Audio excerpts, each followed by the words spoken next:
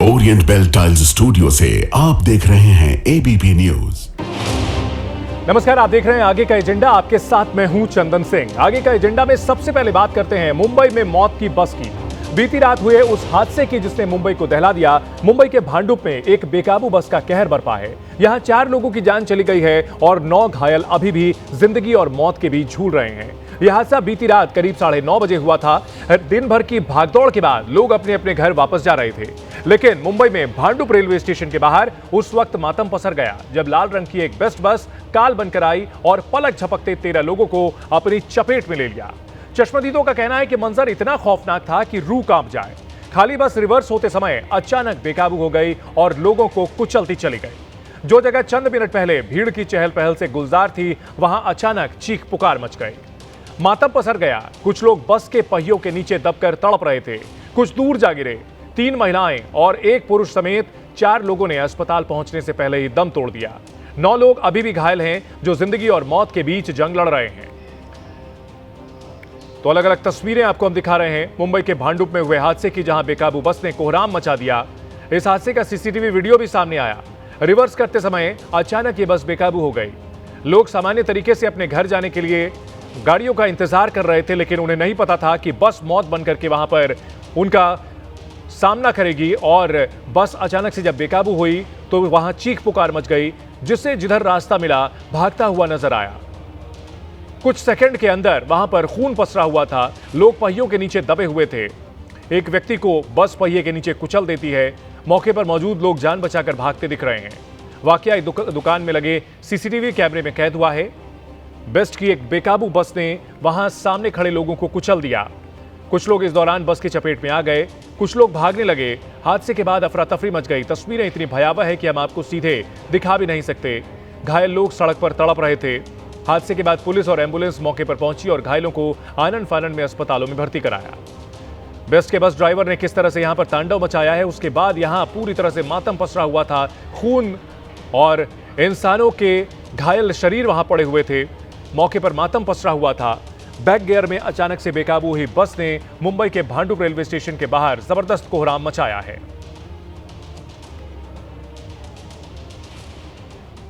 तो बेकाबू बस ने मुंबई के भांडुप में 13 लोगों को रौंद दिया। 4 लोगों की मौके पर ही मौत हो गई, 9 लोग घायल हुए हैं। हादसे का सीसीटीवी वीडियो भी सामने आया है। बताया जा रहा है कि बस रिवर्स कर रही थी और तभी अचानक ड्राइवर ने नियंत्रण खो दिया और 13 लोगों को कुचल दिया। मुंबई के भांडुप में रेलवे स्टेशन के बाहर बेकाबू बस का कहर देखने को मिला। इसमें 3 महिलाओं समेत 4 लोगों की जान चली गई। 9 से ज्यादा लोग घायल हुए, जिनको अस्पताल में भर्ती कराया गया है। जहां पर हादसा हुआ वहां से एबीपी न्यूज संवाददाता मृत्युंजय सिंह की ग्राउंड रिपोर्ट आपको दिखाते हैं। महज 1 साल के अंतराल में मुंबई में एक बार फिर से बेस्ट की इलेक्ट्रिक बस का कहर देखने को मिला है। मुंबई के भांडुप रेलवे स्टेशन के बाहर 606 नंबर की बस की चपेट में आने से 4 लोगों की मौत हो गई और 10 लोग घायल हो गए। हम इस वक्त घटनास्थल पर मौजूद हैं। मुंबई का भांडुप रेलवे स्टेशन और रेलवे स्टेशन के ठीक बाहर ये आप बस स्टैंड देख रहे हैं, जहां से लोग कतार में खड़े रहकर बेस्ट की जो एसी इलेक्ट्रिक बस है उसे पकड़ते हैं। कल भी बीती रात 10 बजे इसी प्रकार से 606 नंबर की बस, जो कि मुंबई के भांडुप रेलवे स्टेशन से लेकर नरदास नगर के बीच चलने वाली 606 नंबर की बस है, रात के समय यहाँ पर स्टेशन के बाहर लगी थी। जब ये बस यू टर्न ले रही थी और यू टर्न लगकर जो बस की कतार है वहाँ पर पहुँची, उसी समय ये जो बस है वो डिवाइडर पर चढ़ गई। बस अपना कंट्रोल खो बैठी और इसकी चपेट में आने से 4 लोगों की मौत हो गई और 10 लोग घायल हो गए। जिन 4 लोगों की मौत हुई इसमें 3 महिलाएं हैं, 1 पुरुष है, जबकि 10 लोग घायल हो गए, जिसमें से कुछ लोगों को गंभीर चोटें आई हैं, उसमें बच्चे भी शामिल हैं। इस जो आप तस्वीर देख रहे हैं 606 नंबर की ये बस, इसी प्रकार की ये बस कल रात को भी आई थी। और ये आपको तस्वीर दिखाएंगे ये भांडुप रेलवे स्टेशन के ठीक बाहर की। यहाँ से ये सामने वाला रूट की जो ये बस आपको दिख रही है, यहाँ से बस आती है और ये जो खुली जगह है, यहाँ खुली जगह से ये बस यू टर्न लेती है और यू टर्न लेने के बाद जो ये देखिए ये बस भी यहाँ पर पहुँची हुई है, यू टर्न ले रही है। यू टर्न लेने के बाद यहाँ पर लगती है। इसी यू टर्न लेने के दौरान जो हमारे ठीक पीछे इस समय आ रही है, यहाँ पर ये डिवाइडर पर जब लोग यात्री खड़े थे उस पर ये बस चढ़ गई और 4 लोगों की मौत हुई। तो मुंबई में ये मौत की बस जो चली है, इसने 4 लोगों को मौत के घाट उतार दिया है। रिवर्स करते समय भांडुप स्टेशन पर यह भीषण हादसा हुआ है। बीती रात करीब 9:30 के करीब यह हादसा हुआ। भांडुप स्टेशन के बाहर यह हादसा, रिवर्स करते समय बेकाबू हुई बस और अब वहां हालांकि चीजें सामान्य हो गई हैं, लेकिन अभी भी वहां निशान नजर आते हैं। रात को जो भीषण हादसा हुआ है, 1 साल पहले भी ऐसा ही हादसा हुआ, जैसे कि हमारे सहयोगी मृत्युंजय बता रहे थे। और ऐसे में सवाल उठता है कि क्या मेंटेनेंस में कोई गड़बड़ी है? क्या ये बस बार बार जो हादसे का शिकार हो रही है, इसके पीछे कोई तकनीकी खामी है, या फिर ड्राइवर नशे में था जिसकी वजह से हादसा हुआ? आखिर इस हादसे की वजह क्या रही है? और ठीक 1 साल पहले ऐसा ही हादसा मुंबई में हुआ था और वहां 9 लोगों की मौत हुई थी। एक के बाद एक हो रही ऐसी घटनाएं मुंबईकरों के ऊपर कहर बनकर के जो मौत की बस ये टूटी है, इसको लेकर सवाल खड़े कर रही है। मुंबई के भांडुप स्टेशन की ये सीसीटीवी तस्वीरें भी सामने आई है। भांडुप रेलवे स्टेशन के बाहर जो बेस्ट बस की कहर देखने को मिला, जिसमें 4 लोगों की मौत हुई। जिस जगह पर यह घटना हुई उसके ठीक पास में तमाम दुकानें हैं, एक मार्केट है और ये वो जगह है जहां पर ये घटना हुई और इसके ठीक सामने दुकानें हैं। कई लोग जान बचाने के लिए इन दुकानों में घुस गए जब उन्होंने देखा कि बस की रफ्तार तेज़ है और उनकी तरफ बढ़कर आ रही है। क्या कुछ हुआ था, हमारे साथ लोग हैं, उनसे बात करते हैं। क्या हुआ था कल रात को, क्या दिक्कत आई थी, कैसे पूरा घटना हुआ था? 9:35 को बस घुमा, एकदम ड्राइवर भी था अंदर, कंडक्टर भी था। जो यहाँ से बस घुमा, इतना स्पीड में बस घुमा, हम लोगों को कुछ पता ही नहीं चला कि इतना स्पीड से आवाज़ आया। जब एकदम बहुत ज़ोर से आवाज़ आया था, हम लोग घबरा गए, भाग गए अंदर। हम लोग सब बाहर ही खड़े थे, हमारा माल दुकान बंद कर रहे थे। तो इतना ज़ोर से आवाज़ आया ना, हम खुद घबर गए थे।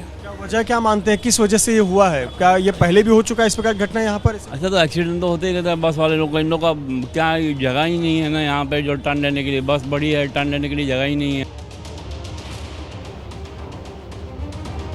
और मुंबई में हुए इस हादसे को लेकर हमारे सहयोगी मृत्युंजय सिंह हमारे साथ जुड़ चुके हैं। मृत्युंजय, अगर बात की जाए, पिछले 1 साल में 2 हादसा हो चुका है इसी तरह का, कमोबेश एक जैसा ये हादसा हुआ है। इसके पीछे क्या वजह निकल करके सामने आई है? कोई जांच होती है क्या? क्या इन बसों में कोई तकनीकी खामी है या फिर ड्राइवरों की लापरवाही है जिसकी वजह से बार बार ये हादसे हो रहे हैं? देखिए, जो दोनों घटनाएं हुई हैं, चाहे वो कुर्ला में 9 दिसंबर 2024 को घटना हुई थी या फिर हम कल की घटना की बात करें भांडुप रेलवे स्टेशन के बाहर की, दोनों ही घटनाओं में बहुत कुछ कॉमन है। तस्वीरें आपको दिखा दूं। देखिए, ये जो बसें हैं वो ओलेक्ट्रा कंपनी की इलेक्ट्रिक बसें होती हैं और ये जब से वेट लीज का कार्यक्रम मुंबई महानगर पालिका ने शुरू किया है, तब से इस प्रकार की दिक्कत देखने को मिली है। देखिए, वेट लीज कार्यक्रम क्या है? 2018 के बाद में पहले जो बसें होती थी, बेस्ट की बसें लाल रंग की, ये मुंबई महानगर पालिका संचालित करती थी। उसके बाद 2018 के बाद से एक policy I wait lease. Wait lease ये होता है कि बस का मालिक कोई और होगा, बस का जो मालिक होगा प्राइवेट कॉन्ट्रैक्टर होगा, वो प्राइवेट कॉन्ट्रैक्टर ही खुद ड्राइवर लाएगा, खुद कंडक्टर लाएगा और जो टिकट पर कमाई होगी वो बीएसटी के पास रहेगी, यानी मुंबई महानगर पालिका के पास रहेगी और प्रति किलोमीटर के अनुसार जो कॉन्ट्रैक्टर होते हैं उनको पैसा दिया जाता है। अब इसमें सबसे बड़ी बात जो आती है, जो कुर्ला में घटना के बाद निकलकर सामने आई थी, कि जो ड्राइवर होते हैं वो प्रॉपर ट्रेन नहीं होते हैं। यहाँ तक कि कुर्ला की घटना के बाद ये बात निकलकर सामने आई थी कि जो ओलेक्ट्रा कंपनी की एसी बस चल रही थी, उसमें ये निकलकर बात सामने आई कि ड्राइवर प्रॉपर ट्रेन नहीं था। उसे एसी बस, खास करके जो ऑटोमेटिक एसी बस है, इस प्रकार की बस चलाने का कुछ खास अनुभव नहीं था। महज 9 दिनों की ट्रेनिंग उसे मिली थी और 10वें दिन वो मुंबई की सड़क पर बस चला रहा था। तो अगर ऐसे ड्राइवर और कंडक्टर को जिम्मेदारी दी जाएगी तो लापरवाही की संभावना बनी रहती है। और प्राइवेट कॉन्ट्रैक्टर है तो ये सस्ते में भी, बड़े सस्ते में ड्राइवर लेकर आते हैं 16,000-17,000 रुपए की सैलरी पर। तो ऐसे पर हमेशा यात्रियों की जान को जोखिम बना रहता है। जी, बहुत शुक्रिया इस पूरी जानकारी के लिए। तो मुंबई में जो हादसा हुआ है उसकी जांच अब हो रही है। बढ़ते हैं अगली खबर की ओर। देहरादून में त्रिपुरा के छात्र की हत्या को लेकर गंभीर सवाल उठ रहे हैं। नस्लीय भेदभाव में हत्या के खिलाफ लोगों में भारी गुस्सा है। इसी बीच बड़ी खबर यह आई है कि राष्ट्रीय मानवाधिकार आयोग ने इस केस का संज्ञान लिया। मानवाधिकार आयोग ने उत्तराखंड की सरकार को नोटिस जारी कर इस केस में अभी तक हुई कार्रवाई का ब्यौरा मांगा। साथ ही उत्तराखंड के मुख्य सचिव और डीजीपी को पूर्वोत्तर के छात्रों की सुरक्षा सुनिश्चित करने का निर्देश भी दिया गया। भविष्य में ऐसी घटना ना हो, इसके लिए मानवाधिकार आयोग ने राज्य सरकार को चेताया है और ऐसी घटना दोबारा ना हो, इसके लिए कदम उठाने के निर्देश दिए हैं। तो देहरादून के एंजल हत्याकांड में बड़ी खबर आई है। मानवाधिकार आयोग ने उत्तराखंड सरकार को नोटिस भेजा है और एंजल मर्डर केस में कार्रवाई का ब्यौरा मांगा है। साथ ही साथ पूर्वोत्तर के जो छात्र रह रहे हैं, अलग अलग जगहों पर पढ़ते हैं, उनकी सुरक्षा बढ़ाने का निर्देश भी दिया गया है। ऐसी घटना रोकने के लिए कदम उठाए। मानवाधिकार आयोग ने ये निर्देश दिए हैं और साथ ही साथ उत्तराखंड के मुख्य सचिव और डीजीपी से जवाब मांगा है। इस बड़ी खबर पर हमारे सहयोगी दानिश हमारे साथ देहरादून से जुड़ गए हैं। दानिश, मानवाधिकार आयोग ने भी संज्ञान ले लिया है और इन सब के बीच सवाल यह है कि जो मुख्य आरोपी था वो अभी तक पकड़ में नहीं आया है। उत्तराखंड सरकार की ओर से कहा जा रहा है कि हम कदम उठा रहे हैं, लेकिन क्या ये कदम काफी हैं? बिल्कुल, देखिए मैं आपको बता दूं चंदन के कोशिश की जा रही है उस जो मेन आरोपी उसे गिरफ्तार किया जाए, क्योंकि वो नेपाल का निवासी था और नेपाल भाग गया है, दूसरे देश का नागरिक है। ऐसे में वहां पर जाकर के खोजना एक टेढ़ी खीर है। लेकिन उत्तराखंड सरकार ने अपनी 2 से 3 टीमें बनाई हैं जो नेपाल जा रही हैं। एक टीम नेपाल पहुंच भी चुकी है और उस युवक की तलाश कर रही है। बता दें कि देखिए जब ये घटना हुई तो सभी लोग वहाँ शराब की दुकान के आगे थे और आपस में बहस होने के बाद ये घटना हो जाती है। नस्लीय टिप्पणी की भी बात सामने आ रही है, लेकिन पुलिस ने कल बयान जारी करके कहा है कि अभी तक की जो जांच है उस जांच में इस तरह की कोई बात सामने नहीं आई है। लेकिन फिर भी सरकार दोनों तरफ ही काम कर रही है। आज उत्तराखंड सरकार ने पीड़ित परिवार के लिए एक धनराशि का चेक भी जारी किया है। साथ ही उत्तराखंड के मुख्यमंत्री पुष्कर सिंह धामी ने अपने नेतृत्व में 3 टीमों का गठन किया है जो लगातार इस पूरे मामले को देख रही हैं। मानवाधिकार की ओर से जो नोटिस जारी किया गया है उसके बाद सरकार एक बार से फिर कोशिश कर रही है कि इन तमाम चीज़ों को ठीक किया जाए। जो बाहर के छात्र देहरादून में पढ़ रहे हैं उनको किस तरह से यहाँ पर सुरक्षित रखा जाए, उसके लिए एक कोशिश की जा रही है कि कुछ ऐसी टीमें बनाई जाएँ जो लगातार इन छात्रों से बातचीत करें, उनसे बातचीत करके संपर्क करें कि उनके साथ किसी प्रकार का भेदभाव तो नहीं हो रहा है, उनके खिलाफ किसी प्रकार की अशोभनीय टिप्पणी तो नहीं की जा रही है। ऐसी चीज़ों के लिए टीम की गठन करने की भी बात की जा रही है। हमारे साथ बने रहे। एंजल चकमा हत्याकांड में मुख्य आरोपी अब भी फरार है। 21 दिन बाद भी मुख्य आरोपी अब तक नहीं पकड़ा गया है और उसके नेपाल भाग जाने की खबर है। और जैसा हमारे सहयोगी बता रहे थे कि उसके लिए पुलिस टीमों का गठन किया गया है, पुलिस टीम को नेपाल भी भेजा गया है। एंजल मर्डर केस में मुख्य आरोपी अब भी फरार है।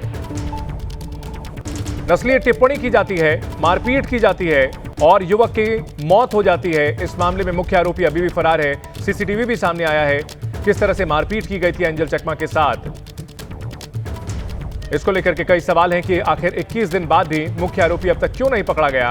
पुलिस इसे बार बार सिर्फ आपसी विवाद क्यों ठहराना चाह रही है, जबकि एंजल के भाई का सीधे सीधे कहना है कि नस्लीय हिंसा थी, उसके ऊपर पहले अभद्र टिप्पणियां की गई थी, उसके खिलाफ अशोभनीय बातें कही गई थी और जब उसने विरोध किया था तब उसके साथ मारपीट की गई थी। एबीपी न्यूज के सवाल हैं, 21 दिन बाद भी मुख्य आरोपी क्यों नहीं पकड़ा गया? देहरादून में पूर्वोत्तर के छात्रों की सुरक्षा क्यों नहीं हो पाई है? नस्लीय भेदभाव में हत्या की गई है, इसका गुनहगार कौन है? ये वो सवाल हैं जिसके जवाब सबको तलाशने होंगे और खास तौर पर उत्तराखंड की सरकार को इसके जवाब देने होंगे। और यहां पर पुलिस की भूमिका को लेकर भी बार बार सवाल उठ रहे हैं कि आखिरकार पुलिस इसे बार बार नस्लीय हिंसा से हटा करके इसे आपसी विवाद क्यों साबित करना चाहती है। उत्तराखंड की राजधानी में त्रिपुरा के छात्र की हत्या कर दी गई और सबसे शर्मनाक बात यह है कि छात्र नस्लीय हिंसा का शिकार हुआ।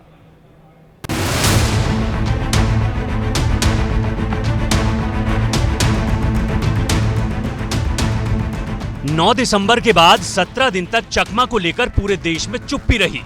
देवभूमि देहरादून में हुई इस घटना पर कहीं कोई शोर नहीं था। सब इसे नॉर्थ ईस्ट के छात्र से जुड़ा मामला बताकर पल्ला झाड़ रहे थे।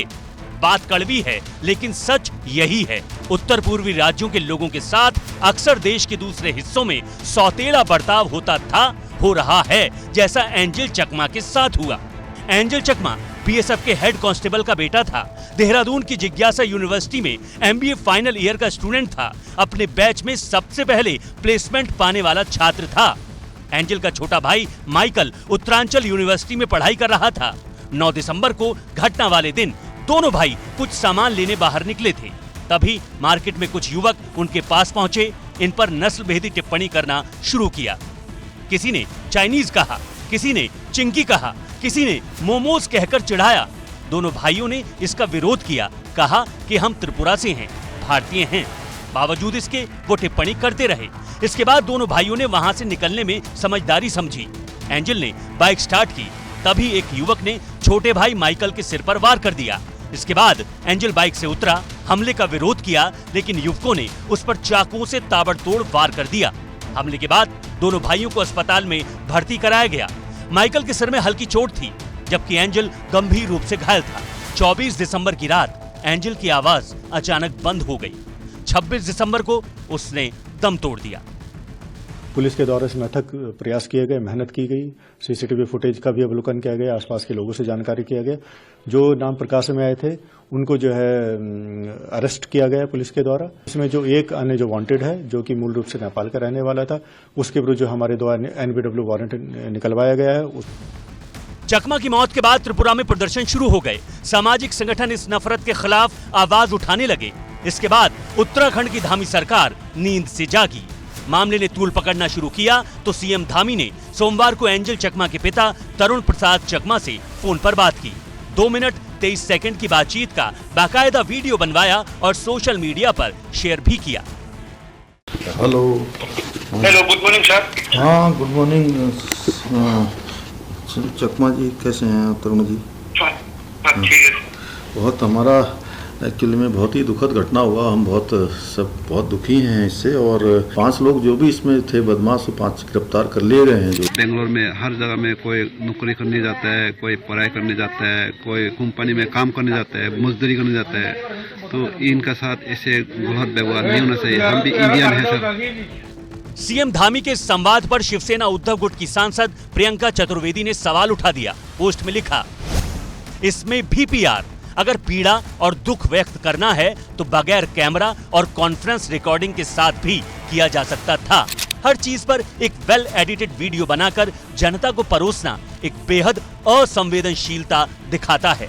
क्या पीड़ित परिवार को पता था कि उनसे की हुई बात आपके प्रचार और प्रसार के वीडियो के लिए इस्तेमाल की जाएगी?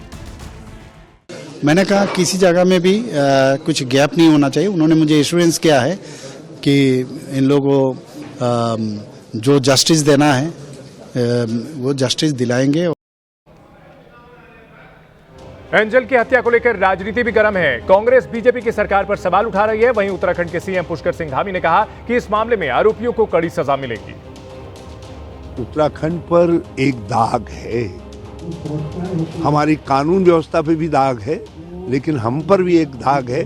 जो लोग बाहर से आए हैं यहाँ पढ़ने के लिए या व्यापार करने, कुछ भी आए हैं, उनकी सुरक्षा हमारा राजकीय दायित्व है।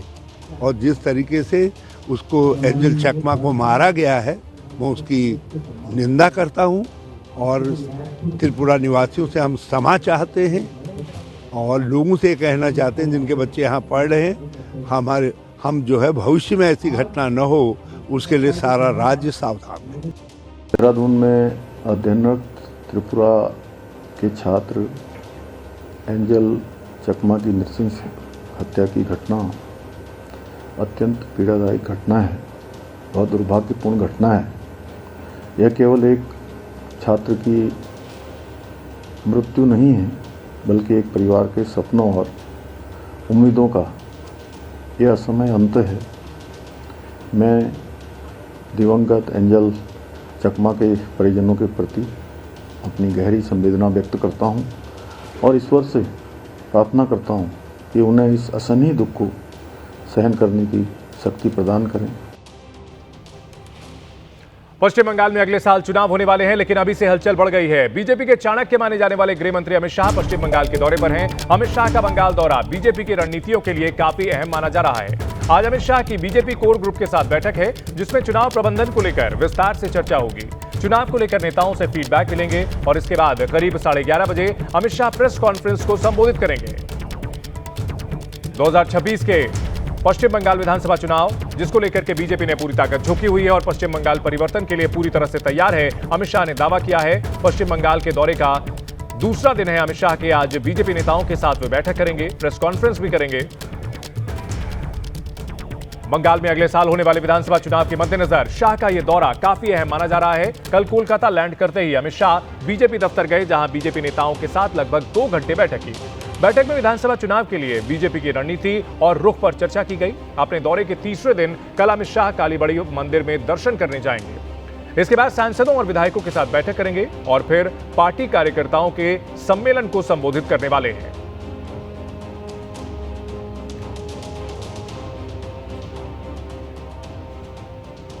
अमित शाह के बंगाल दौरे पर केंद्रीय मंत्री सुकांता मजूमदार की प्रतिक्रिया आई है। उन्होंने कहा कि अमित शाह का दौरा ममता बनर्जी सरकार को उखाड़ फेंकने के लिए फायदेमंद होगा। अमित शाह जी जब भी आते हैं कार्यकर्ता में जोश और भी बढ़ जाता है और आगे आने वाले चुनाव में ये जोश काम में आएगा। और आदरणीय गृहमंत्री जी को भारत का इस युग का चाणक्य कहा जाता है, तो उनकी जो स्ट्रेटेजी है वो स्ट्रेटेजी हमें लाभ देगी और ममता बनर्जी की सरकार को उखाड़ के फेंकने में। अमित शाह के बंगाल दौरे पर सत्ताधारी पार्टी तृणमूल कांग्रेस की प्रतिक्रिया आई है। टीएमसी नेता कुणाल घोष ने कहा कि अमित शाह का बंगाल दौरे पर आना कोई नई बात नहीं है। जब जब चुनाव आते हैं तो बीजेपी नेता दिल्ली से बंगाल आते हैं। कुणाल घोष ने इसे राजनीतिक पर्यटन का नाम दिया और आरोप लगाया कि बीजेपी नेता बंगाल की संस्कृति की बेइज्जती करते हैं। जब इलेक्शन आता है तब नरेंद्र मोदी जी, अमित शाह जी, वो पूरा दिल्ली में इधर उधर से जितना जी है वो सब तो भाजपा यहाँ पर भेजते हैं। ये पॉलिटिकल टूरिस्ट है, ये आना जाना रहेगा, लेकिन इसका नीट रिजल्ट 0 होगा क्योंकि बंगाल में भाजपा रिजेक्टेड है। एक तो बंगाल का हक नहीं देता, दूसरा बंगाल को डिप्राइव करता है, तीसरा बंगाली लैंग्वेज को इंसल्ट करता है, चौथा बंगाल को कल्चर को ये लोग इंसल्ट करता है, 5 जो बंगाली स्पीकिंग है उसको बांग्लादेशी बोल के बांग्लादेश में भेज रहे हैं। ये पूरा जो एंटी बंगाल जो एटीट्यूड है उनका, इसका पूरा जवाब, करारा जवाब आने वाला इलेक्शन में बहुत जोर से मिलेगा। बड़ी खबर आ रही है उत्तराखंड से, जहां अल्मोड़ा में बड़ा बस हादसा हुआ है। अल्मोड़ा में एक बस खाई में गिरी है, 7 लोगों की मौत इस हादसे में हो गई है। अल्मोड़ा के शिलापनी में एक्सीडेंट हुआ जहां बस एक गहरी खाई में गिर गई। बताया जा रहा है कि बस में लगभग 12 यात्री सवार थे, 7 लोगों की मौत हो चुकी है। ये बड़ी खबर आ रही है। उत्तराखंड के अल्मोड़ा में बड़ा बस हादसा हुआ है, 7 लोगों की जान चली गई है। तेज रफ्तार बस खाई में जा गिरी है। अल्मोड़ा के शिलापनी में एक्सीडेंट हुआ, बस गहरी खाई में गिर गई। बस में लगभग 12 यात्री सवार थे, जिसमें से 7 की मौत हो गई है।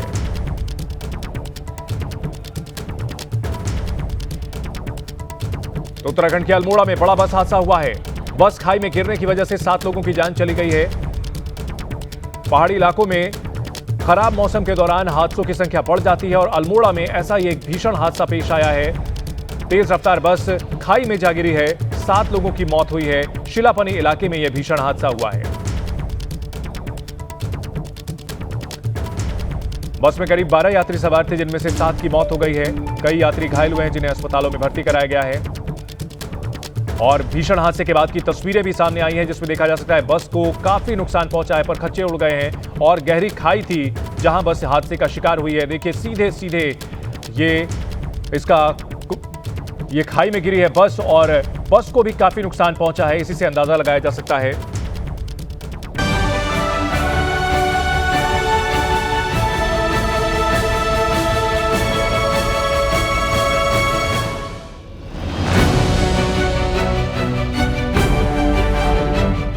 साल 2025 विकसित भारत के मजबूत इरादों का सार।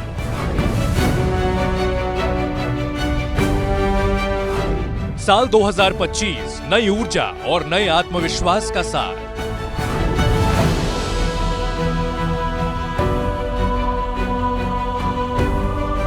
साल 2025 बड़ा सोचने और बड़ा कर दिखाने का सार।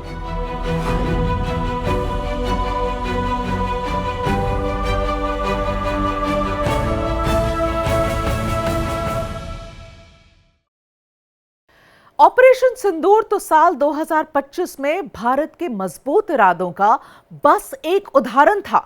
2025 इसलिए भी याद रखा जाएगा क्योंकि इस साल भारत ने विकसित भारत की दिशा में आने वाली हर बाधाएं, हर हिचक तोड़कर कड़े फैसले लिए।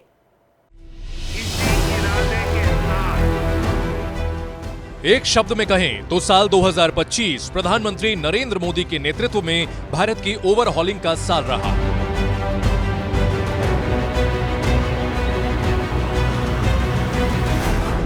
सबका साथ, सबका विकास को केंद्र में रखकर मोदी सरकार ने देश के हर वर्ग को छुआ, हर एक के लिए बड़े फैसले लिए। भारत के आम जीवन में बड़े बदलाव की शुरुआत फरवरी में आम बजट से ही हो गई थी। I am now happy to announce that there will be no income tax payable up to income of 12 lakh rupees. 12 lakh तक आय पर कोई टैक्स नहीं। इस एक फैसले ने मिडिल क्लास की बचत बढ़ा दी, निवेश की क्षमता बढ़ा दी। सभी आय वर्ग के लोगों के लिए टैक्स में भी कमी की गई है। इसका बहुत बड़ा फायदा हमारे मिडिल क्लास को, नौकरी पेशे करने वाले जिनकी आय बंधी हुई है, ऐसे लोगों को, मिडिल क्लास को इससे बहुत बड़ा लाभ होने वाला है।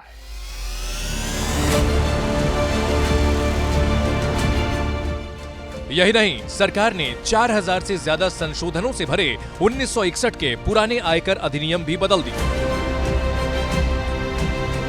राज्य ने, केंद्र ने वन नेशन वन टैक्स 2017 में मोदी सरकार ही लाई थी।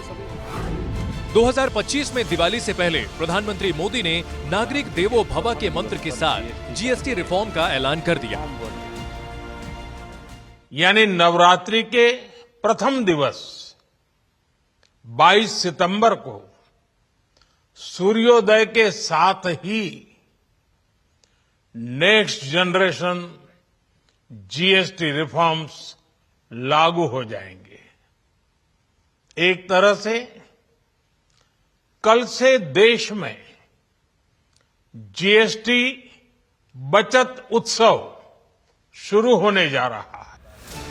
जीएसटी 2.0 की लॉन्चिंग से सरकार ने एक झटके में आम भारतीयों की गुल्लक में 2.5 लाख करोड़ रुपए बचत बढ़ा दी।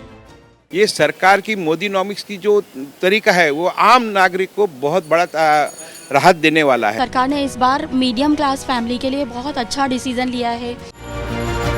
देश झूम उठा। दिवाली पर 6.5 लाख करोड़ रुपए की खरीदी कर डाली। एक दशक बाद नवरात्रि में ऐसी बिक्री हुई।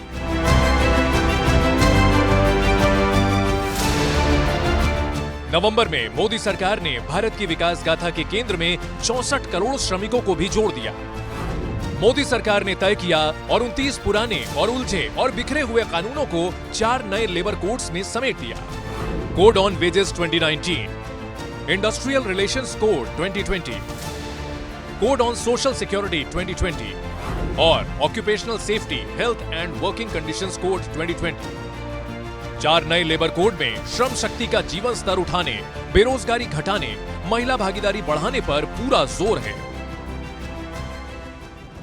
घटनाएं दुर्घटनाएं जीवन का हिस्सा हैं और इन्हीं चिंताओं का जवाब है इंश्योरेंस यानी बीमा। 2025 में ही मोदी सरकार तीसरा इंश्योरेंस रिफॉर्म लाई। संसद में सबका बीमा सबकी रक्षा विधेयक पास करके बीमा क्षेत्र में 100% एफडीआई को मंजूरी दे दी। यानी विदेशी कंपनियां 100% तक हिस्सेदारी खरीद सकेंगी, लेकिन प्रावधान है कि मुनाफा देश से बाहर नहीं भेज सकेंगी।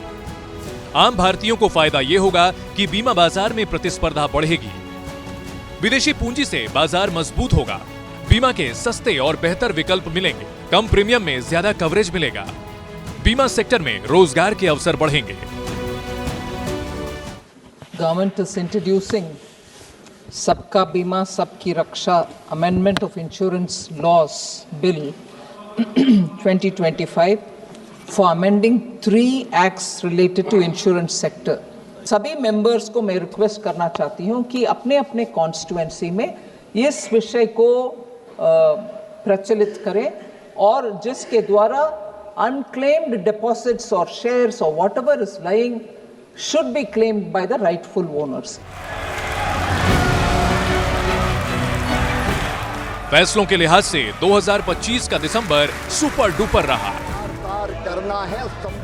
मनरेगा को खत्म करके वीबी जी रामजी बिल लाने पर विपक्ष ने बहस को गांधी के अपमान पर शिफ्ट करने की कोशिशें की, लेकिन सरकार शिफ्ट नहीं हुई। जी रामजी कानून ला कर रही। माननीय मंत्री जी विधेयक को प्रस्तावित करें।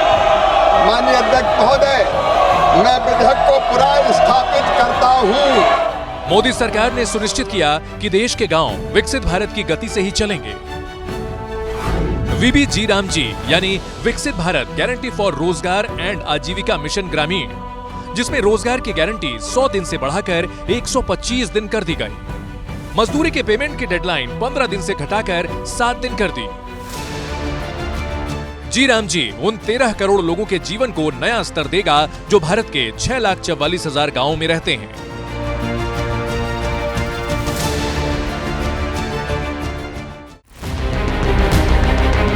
एक 145 करोड़ लोगों के भारत की ऊर्जा जरूरतें बढ़ रही हैं। जरूरी था भारत परमाणु ऊर्जा की ओर बड़े कदम रखे। सरकार ने शांति कानून पास कराया। भारत ने पहली बार बड़ी सावधानी से परमाणु ऊर्जा के द्वार खोले। शांति यानी sustainable harnessing and advancement of nuclear energy for transforming India bill 2025, जिसका उद्देश्य है परमाणु ऊर्जा के शांतिपूर्ण उपयोग को बढ़ावा देना, परमाणु ऊर्जा को देश में स्वच्छ ऊर्जा और 24/7 बिजली सप्लाई का आधार बनाना। बदलाव के तौर पर सरकार ने इसमें निजी कंपनियों की भागीदारी को भी अनुमति दे दी। शर्तों के साथ विदेशी संस्थाएं भी परमाणु संयंत्र चला सकेंगी। प्रस्ताव स्वीकृत हुआ और विधेयक यथा संशोधित पारित हुआ। साल 2025 में मोदी सरकार ने न सिर्फ भारत के अंदर बल्कि भारत से बाहर भी अपनी इच्छा शक्ति का दम दिखाया। ठीक उस समय जब अमेरिका ने 50% टैरिफ थोपा और दुनिया भारत की अर्थव्यवस्था पर नजरें गड़ाई थी, मोदी सरकार ने भारत की संभावनाओं के नए दरवाजे खोल दिए। मोदी सरकार ने सिंगल लाइन ऑफर रखा, हमारा सामान लो, हम तैयार हैं। भारत ने यूके, ओमान, न्यूजीलैंड से FTA यानी फ्री ट्रेड एग्रीमेंट किया। यूरोप मुक्त व्यापार संघ से किया, जिसमें यूरोप के 4 सबसे अमीर देश हैं। EU, कनाडा, इजराइल, मेक्सिको और गल्फ देशों से बातचीत जारी है। यह मोदी का दुनिया को सीधा मैसेज है कि भारत संभावनाओं का देश है, इसे विकसित भारत बनने से कोई नहीं रोक सकता। मोदी सरकार ने आसान बिजनेस के लिए भी देश में भी बड़े बदलाव किए। मंत्र था कागज में मत पढ़ो, बस काम करो। क्वालिटी कंट्रोल ऑर्डर बदल दिया। 76 सामानों से सख्त मंजूरी हटा ली। 200 चीजों से नियम खत्म कर दिए। छोटी कंपनी की परिभाषा बदल दी। 100 करोड़ के टर्नओवर पर भी छोटी कंपनी मान लिया ताकि विस्तार के मौके बढ़ें। MSME की सीमा बढ़ा दी। माइक्रो, स्मॉल और मीडियम कंपनियों के निवेश और बिक्री के पैमाने बदल दिए ताकि छोटा बिजनेस डरे नहीं, मैदान में देर तक डटा रहे और विदेशी कंपनियों को कड़ी टक्कर दे।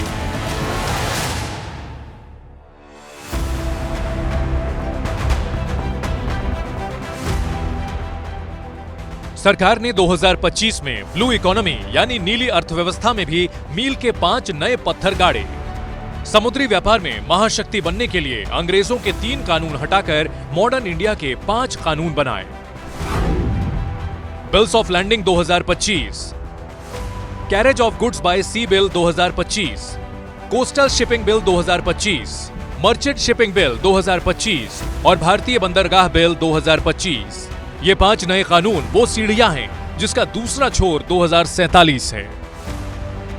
मोदी सरकार ने सिस्टम को नई सोच भी दी ताकि वो माने कि ये सरकार डराती नहीं है बल्कि चीजें सुधारती है।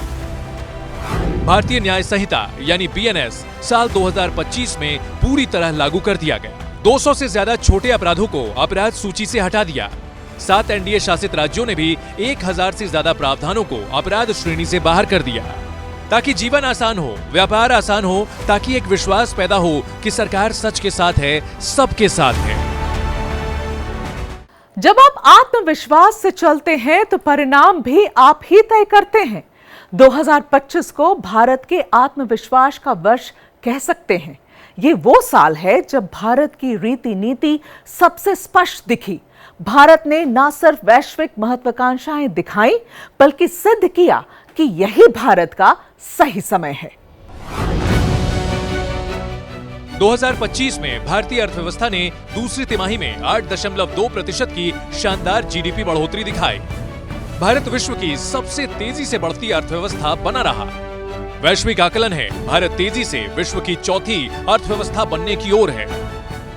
दुनिया गिव एंड टेक के सिद्धांत पर जीती है। जब आप भरोसा जीतते हैं तो भरोसा पाते भी हैं। साल 2025 बताता है कि प्रधानमंत्री मोदी ने भरोसा जीता, इसलिए उस भरोसे का फल NDA को मिला और बीजेपी को तो बहुत ज्यादा मिला।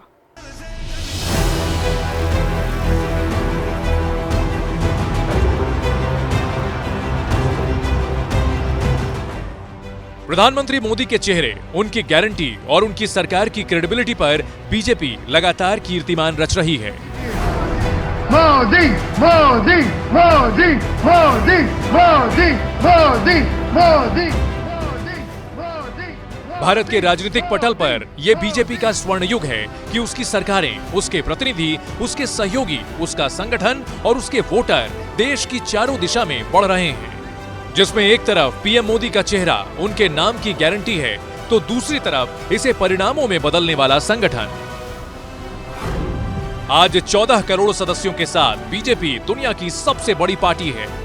देश के 19 राज्यों में इस वक्त एनडीए की सरकारें हैं। इनमें 13 राज्यों में अकेले बीजेपी का शासन है, जबकि कांग्रेस की अपने दम पर सिर्फ 3 राज्यों में सत्ता है। बीजेपी अपने इतिहास की सबसे मजबूत स्थिति में है। देश में उसके 1654 विधायक हैं, जो कुल विधायकों का 40.1% हैं। कांग्रेस 650 विधायकों पर सिमटी हुई है, यानी 15.5%। और इसमें बड़ा किरदार ब्रांड मोदी का है। मोदी मैजिक आज भी सिर्फ एक गमछे से हवा अपनी तरफ मोड़ देता है। बिहार का जनादेश एक लहर नहीं था, इसने कई राजनीतिक बदलाव के संकेत भी दिए, वर्षों का जाति कुचक्र तोड़ दिया। ये प्रचंड जीत, ये अटूट विश्वास बिहार के लोगों ने बिल्कुल गर्दा उड़ा दिया है। मोदी ने नई सोच दी कि एमवाई का अर्थ मुस्लिम यादव नहीं, अब महिला प्लस युवा होता है। बिहार ने माना, परिणाम भी दिया। दिल्ली में 27 साल बाद बीजेपी सत्ता में लौटी। लोगों ने भरोसा किया कि मोदी की गारंटी हर गारंटी की गारंटी है। मैं दिल्ली के हर परिवारजन को मोदी की गारंटी पर भरोसा करने के लिए दिल्ली वासियों को सर झुका करके नमन करता हूं।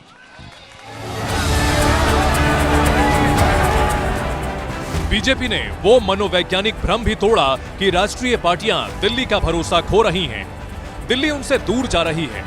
बीजेपी को दरअसल 6 बातें दूसरे दलों से आगे ले जा रही हैं। नरेंद्र मोदी का नेतृत्व, सरकार की स्पष्ट नीति, संगठन स्तर पर गहराई, स्पष्ट राजनीतिक एजेंडा, देश तक वैचारिक पहुंच, 365 दिन की सक्रियता। असल में बीजेपी एक फुल चार्ज बैटरी की तरह है जो 24/7 चलती है। सरकार से संगठन तक साइलेंट मोड इसमें है ही नहीं। 11 साल से जब से मोदी जी प्रधानमंत्री हैं, जो कि छुट्टी नहीं लेते हैं, समझिए तब से बीजेपी काडर का भी यही है कि हर दिन कोई न कोई कार्यक्रम, कोई न कोई काम है। आराम हराम है। जिसे कभी अगड़ों की और शहरों की पार्टी कहा जाता था, अभी सबसे ज्यादा SC, ST, OBC जनप्रतिनिधि उसके हैं। लोकल इंडिया में भी बीजेपी का विस्तार कांग्रेस के लिए एक संकेत है कि कांग्रेस मुक्त भारत के मिशन पर अब शायद दिल्ली के बजाय वो देश के निचले छोर से आगे बढ़ रही है। असम में एनडीए ने 376 जिला परिषदों में से 300 सीटें जीती। गुजरात में 68 नगर पालिकाओं में से 60 पर भारी जीत दर्ज की। छत्तीसगढ़ में 10 नगर निगम, 35 परिषद, 81 नगर पंचायतें जीती। हरियाणा में 10 नगर निगमों के चुनाव में 9 पर बीजेपी जीती। महाराष्ट्र में 288 नगर परिषदों में से 207 बीजेपी गठबंधन ने जीती। गोवा में जिला पंचायत चुनाव में 29 सीटें जीतकर सबसे आगे रही। अरुणाचल में भी पार्टी ने जिला परिषद की 245 में से 170 सीटें जीती। केरल में पहली बार पार्टी नगर निगम में जीती। तिरुवनंतपुरम में उसका मेयर होगा।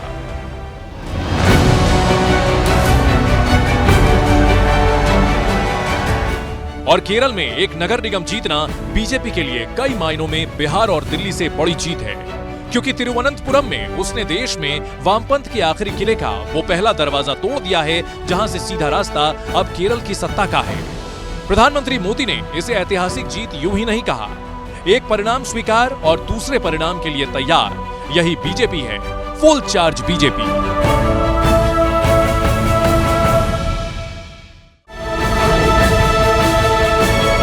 बांग्लादेश के पूर्व प्रधानमंत्री बेगम खालिदा जिया का निधन हो गया है। खालिदा जिया 80 साल की थी। वो लंबे समय से बीमार चल रही थी और पिछले 20 दिन से वेंटिलेटर पर थी। बांग्लादेश जब राजनीतिक अस्थिरता, कट्टरवाद और हिंसा के दौर से गुजर रहा है और देश में 12 फरवरी को चुनाव होने हैं, उस नाजुक घड़ी में देश की पहली महिला प्रधानमंत्री का निधन हो गया। खालिदा जिया पहली बार 1991 से 1996 तक और दूसरी बार साल 2001 से 2006 तक प्रधानमंत्री रहे। उनके पति जियाउर रहमान बांग्लादेश के राष्ट्रपति रहे थे।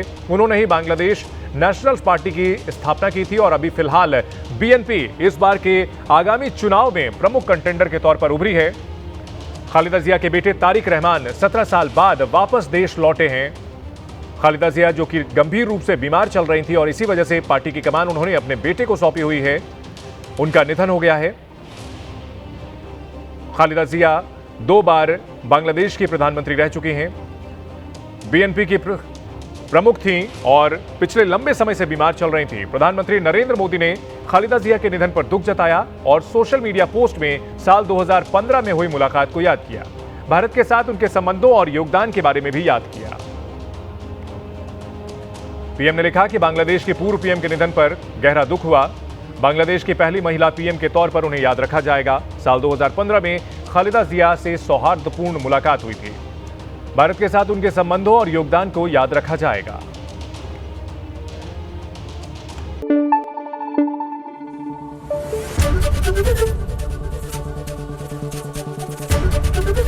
एबीपी न्यूज आपको रखे आगे।